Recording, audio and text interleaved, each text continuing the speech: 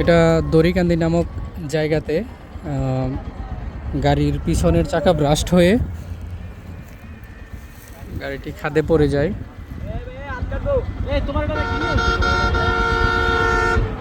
নিজে আহত হয়ে এখানে পড়ে আছে।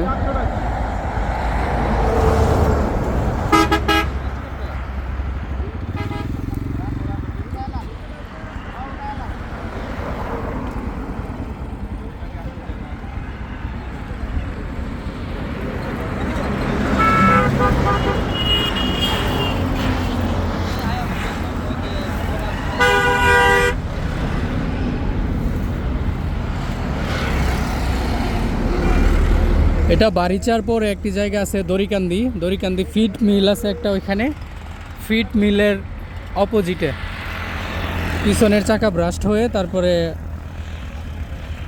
গাড়ি উল্টে গেছিল, উল্টে তারপরে খাদে পড়ে গেছে। 2 জন লোক আহত হয়েছে। এটা হচ্ছে ড্রাইভার, ওরে কিছুটা মাদকাসক্ত লাগতেছে।